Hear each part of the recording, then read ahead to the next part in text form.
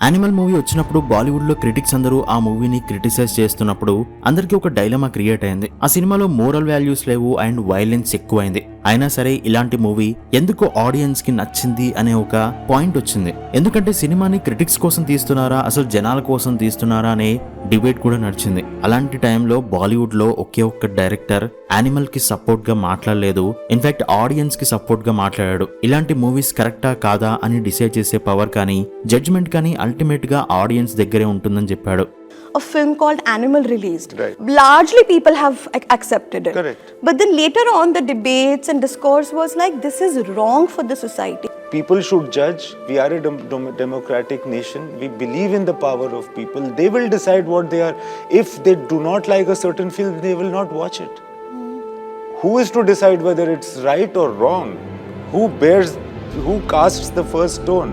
So మన తెలుగులో ఆ డైరెక్టర్ గురించి పెద్దగా మాట్లాడుకోము, కానీ హిందీలో ఆ డైరెక్టర్ కి ఒక కల్ట్ ఫ్యాన్ బేస్ ఉంది. ఆ డైరెక్టరే ఇంతియాజ్ అలీ. ఈయన గురించి కొంతమందికి తెలియకపోతే తెలుగులో తీన్మార్ మూవీ పవన్ కళ్యాణ్ ది అందరూ చూసే ఉంటారు కదా.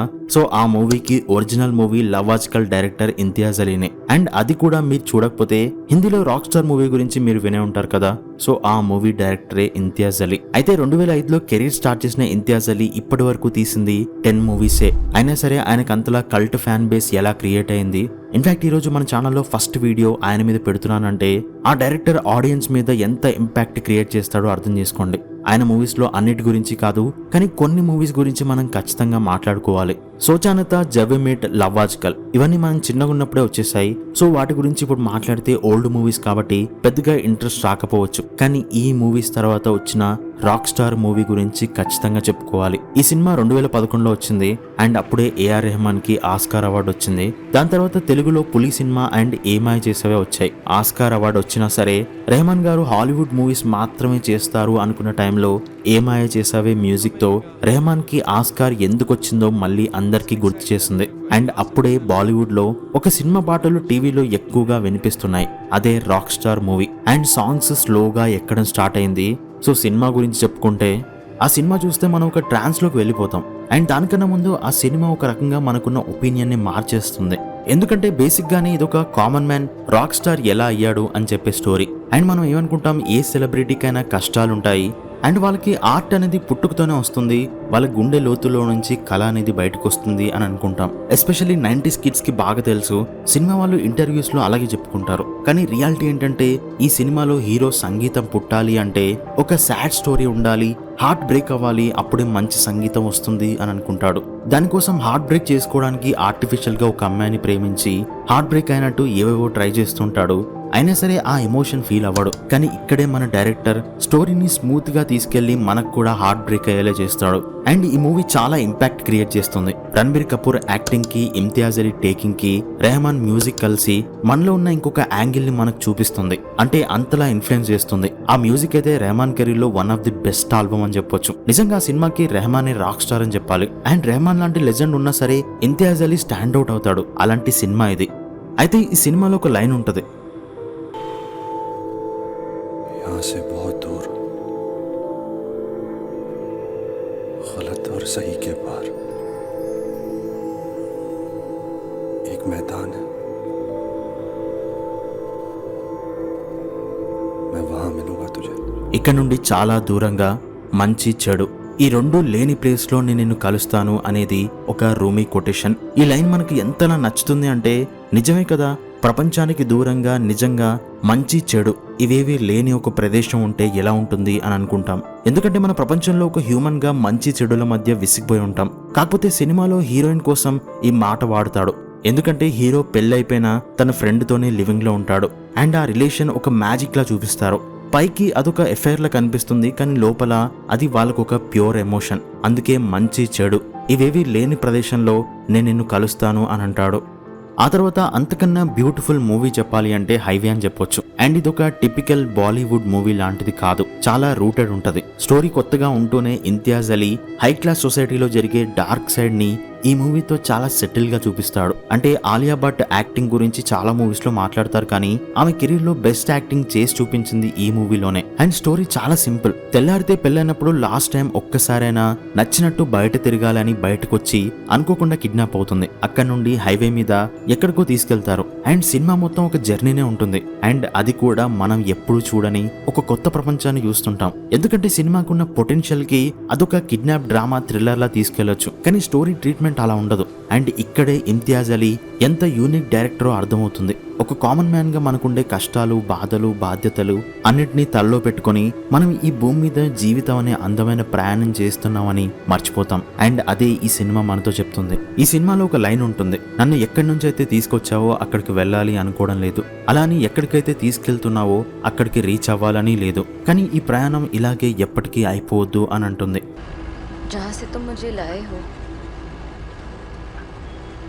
मैं वहाँ वापस नहीं जाना चाहती.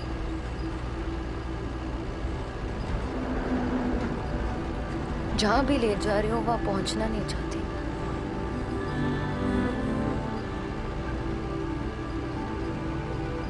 पर ये रास्ता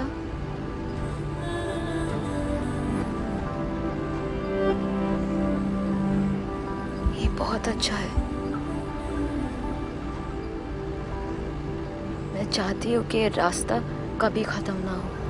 సో ఈ ఒక్క మాటతో మనకు ఆ స్టోరీ మొత్తం కన్వే అయిపోతుంది. అండ్ సొసైటీ పరువు పేరుతో అమ్మాయిల్ని ఎంతలా బంధిస్తుందో చెప్తుంది. ఒక్కసారి బయటకు వచ్చి కాశ్మీర్ లోయలో ఒక చిన్న గుడిసెలో ఉండే ఆనందం ఎక్కడా ఉండదు అని మనకు మనం రియలైజ్ అయ్యేలా చేస్తుంది. అండ్ ఈ మూవీకి రెహమాన్ ఇచ్చిన మ్యూజిక్ ఒక ప్రాణం అని చెప్పొచ్చు. సో ఈ సినిమా చూడని వాళ్ళు ఖచ్చితంగా చూడండి, మిమ్మల్ని మీరు రియలైజ్ అయ్యే మూవీ చూసినట్టు అనిపిస్తుంది. And next movie Tamasha. So rock star movie తర్వాత రణబీర్ కపూర్, ఇమ్తియాజ్ అలీ కాంబినేషన్ మూవీ. ఈ మూవీకి stars hero, director, music director అయితే hidden star cinematographer Ravi Varman అని చెప్పొచ్చు. సినిమా చూడడానికి నిజంగా విజువల్ ఫీస్ట్ అని చెప్పొచ్చు. అండ్ స్టోరీ పరంగా చూస్తే అగైన్ ఇదొక సెల్ఫ్ రియలైజేషన్ స్టోరీనే. Of course Imtiaz Ali stories అన్ని కూడా సెల్ఫ్ రియలైజేషన్ స్టోరీసే, కానీ ఇందులో ఎడ్యుకేషన్ సిస్టమ్ మీద కామెంటరీ ఉంటుంది. మన ఎడ్యుకేషన్ సిస్టమ్, మన సొసైటీ, మన చుట్టూ ఉన్న మనుషులు అందరూ కలిసి ఒక స్టూడెంట్ ని ర్యాట్ రేస్ లోకి ఎలా పంపిస్తున్నారు, అదే రేస్ లో ఎప్పటికీ గెలవకుండానే మనిషి జీవితం ఎలా ముగిసిపోతుందో చెప్తుంది. అలానే స్టోరీ మొత్తం ఒక మెసేజ్ లా అస్సలు ఉండదు. మన లోపల మనకు తెలియకుండా ఎవరితోనూ చెప్పుకోలేని పెయిన్ ని మనం ఫీల్ అయ్యేలా చేస్తుంది ఈ సినిమా. దాన్ని ఒక ఆర్ట్ ఫామ్ లా అందంగా చూపిస్తుంది. సినిమాలో హీరో సమాజంలో ఒక రోబోలా బ్రతికితే సొసైటీకి బయట నేచర్తో మాట్లాడుతూ స్వచ్ఛమైన నీళ్ళలో డైరెక్ట్గా నోరు పెట్టి నీళ్లు తాగే మనిషిలా ఉంటాడు. అలాంటి మనిషికి తనేంటో హీరోయిన్ వచ్చి రియలైజ్ అయ్యేలా చేస్తుంది. మెయిన్గా కార్సికాలో జరిగే ఎపిసోడ్స్ కానీ హీరో లోపల ఉన్న పెయిన్ బయటకు వచ్చే సీన్ ఒకటి ఉంటుంది. అగర్ తుమ్ సాతు అనే ఒక పాటతో రెహమాన్ సినిమాని కాదు ఒక కామన్ మ్యాన్ సఫరింగ్ కి ఎమోషనల్ ఎలివేషన్ ఇచ్చినట్టు ఉంటుంది. దానికి తోడు Ravi Varman cinematography next level ఉంటుంది. ప్యూర్ సినిమాటిక్ ఎక్స్పీరియన్స్ అంతే. ఈ సినిమా వచ్చి 10 ఏళ్ళు అవుతుంది, అయినా సరే ఆ ఇంపాక్ట్ ఇప్పటికీ ఉంటుంది. ఇన్ఫాక్ట్ ఈ సినిమా ఫస్ట్ ఫ్లాప్ అయింది, కానీ తర్వాత కల్ట్ క్లాసిక్ మూవీ అయింది. ఎందుకంటే ఈ సినిమా ఏదో కొత్త కాన్సెప్ట్ గురించి కాదు, మన గురించి మాట్లాడుతుంది. మనలో ఉండే సైలెంట్ సఫరింగ్ గురించి మాట్లాడుతుంది. అందుకే లేటుగా అయినా సరే అందరికీ కనెక్ట్ అయింది. సో తెలుసు కదా, మనకున్న ప్రాబ్లం ఏంటో కూడా తెలియని సిచ్యువేషన్లో ఉన్నప్పుడు దాని గురించి ఎవరైనా మాట్లాడితే ఫస్ట్ టైం దాన్ని యాక్సెప్ట్ చేయలేం. ఎందుకంటే అది మనకు మాత్రమే జరుగుతుందేమో అని అనుకుంటాం, కానీ అది అందరికీ జరుగుతుంది అని తెలుసుకున్నప్పుడు మనం దాన్ని యాక్సెప్ట్ చేయడానికి రెడీ అవుతాం. అలాంటి మూవీస్ అందుకే లేట్ గా అయినా కల్ట్ క్లాసిక్స్ అవుతాయి. ఈ మూవీ గురించి సపరేట్ గా ఒక వీడియో కూడా చేయొచ్చు, అంటే అన్ని విషయాలు ఉన్నాయి మాట్లాడుకోవడానికి. అండ్ నెక్స్ట్ మూవీ చెమ్కిలా గురించి చెప్పుకోవాలి. యాక్చువల్లీ ఇది మూవీనే, కానీ నెట్ఫ్లిక్స్ లో రిలీజ్ అయింది. థియేటర్ లో రిలీజ్ చేస్తుంటే బ్లాక్ బస్టర్ అయి ఉండేది. ఎందుకంటే ఇది ఒక పంజాబీ సింగర్ బయోపిక్ అయినా కూడా మనల్ని ఎమోషనల్ గా టచ్ చేస్తుంది. అలానే ఇది ఒక రెగ్యులర్ ట్రాజడీ స్టోరీలా ఉండదు, ఎంటర్టైనింగ్ గా ఉంటూనే అండర్లైన్ గా మనల్ని ఆలోచింపజేసేలా చేస్తుంది. బేసిక్ గా ఇందులో చెమ్కిలా బూత్ పాటలు పాడుతుంటాడు.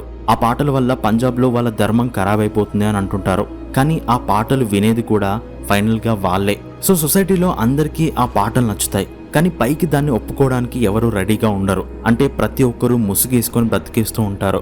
సో అక్కడే ఆడియన్ క్వశ్చన్ చేసుకుంటాడు, మన సొసైటీలో జరుగుతున్న దాంట్లో ఏది కరెక్ట్ ఏది రాంగ్ అనే క్వశ్చనింగ్ మనకు మూవీ స్టార్టింగ్ నుండే లోపల రన్ అవుతుంటుంది. బేసిక్ గా క్లైమాక్స్ ఏంటో ఫస్ట్ సీన్ లోనే డైరెక్టర్ చూపిస్తాడు.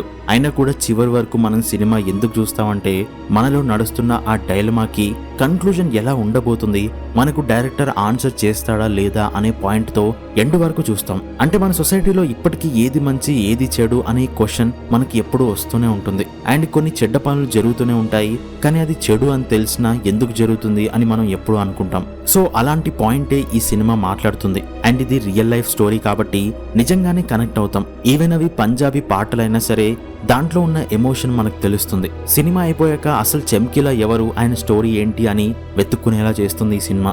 ఫైనల్ గా ఇమ్తియాజ్ అలీ రెహమాన్ కాంబినేషన్ రిపీట్ అయిన ప్రతిసారి ఒక మ్యాజిక్ ఖచ్చితంగా జరుగుతుంది. అంటే ఎంటైర్ హిస్టరీ ఆఫ్ మ్యూజిక్ లో వాటికి ఒక ప్లేస్ క్రియేట్ అవుతుంది. అండ్ ఇమ్తియాజ్ అలీ గురించి చెప్పాలి అంటే హీఈస్ జీనియస్ అని చెప్పొచ్చు. ఆయన తీసుకునే స్టోరీస్ ఎక్కడి నుండో కాదు, మన దగ్గర నుండే తీసుకుంటాడు. మనం ఎప్పుడో చిన్నప్పుడు ఫీల్ అయిన సన్నివేశాలను తీసుకొచ్చి ఇది నువ్వే అని చూపిస్తాడు. ఎగ్జాంపుల్ కి తమాషాలో వేద్ క్యారెక్టర్ కి బలవంతంగా ఎలా చదవాలో తెలియక పుస్తకాలు విసిరేసి అరుస్తాడు. ఆ మూమెంట్ ప్రతి ఒక్క స్టూడెంట్ ఏదో ఒక టైంలో ఫేస్ చేస్తాడు. కానీ దాన్ని సెటిల్ గా చూపించిన సినిమా ఇండియన్ ఫిల్మ్ హిస్టరీలో ఇప్పటివరకు లేదు. అండ్ మనందరికీ ఏదో ఒక టైంలో మ్యూజిక్ క్రియేట్ చేయాలి అని లేదా సినిమాలు తీయాలని అనిపించినా సరే దానికి ఇన్స్పిరేషన్ దొరకదు. అక్కడి నుండి రాక్ స్టార్ లో జోర్డన్ క్యారెక్టర్ పుడుతుంది. సో ఇమ్తియాజ్ అలీ మూవీస్ చూసేటప్పుడు అక్కడ డైరెక్టర్ ని కాదు హీరోని కాదు మనల్ని మనం చూసుకుంటాం. అందుకే ఆయన సినిమాలు తీసింది కొన్ని అయినా సరే అంతలా మనలో ఇంపాక్ట్ ని క్రియేట్ చేస్తాయి. సో చెప్తుంటే ఇలా చాలా పాయింట్స్ మాట్లాడుకోవచ్చు, కానీ ఫస్ట్ వీడియో కాబట్టి ఇక్కడితో ఆపేద్దాం. అండ్ మీలో ఎంతమందికి ఇమ్తియాజ్ అలీ మూవీస్ తెలుసో కామెంట్ చేయండి. అండ్ మీ ఫేవరెట్ మూవీ ఏంటో కూడా చెప్పండి. అండ్ ఈ ఛానల్లో మూవీస్ ని క్రిటిసైజ్ చేయకుండా అసలు కొన్ని మూవీస్ మనకు ఎందుకు వర్కౌట్ అవ్వవు అండ్ ఇంకొన్ని మూవీస్ మనకు అంతలా ఎందుకు కనెక్ట్ అవుతాయి, ఇలాంటి పాయింట్స్ మాట్లాడుకుందాం. అండ్ కొన్ని యూనిక్ మూవీస్ గురించి కూడా ఈ ఛానల్లో డెడికేటెడ్గా మాట్లాడుకుందాం. అంటే వాటి గురించి ఇప్పటివరకు తెలుగులో ఏ ఛానల్లో కూడా చూడలేదు, అందుకే మన ఛానల్లో చెప్పాలని ట్రై చేస్తున్నాను. సో మీకు ఈ కంటెంట్ నచ్చితే తప్పకుండా సబ్స్క్రైబ్ చేసుకోండి. And thanks for watching.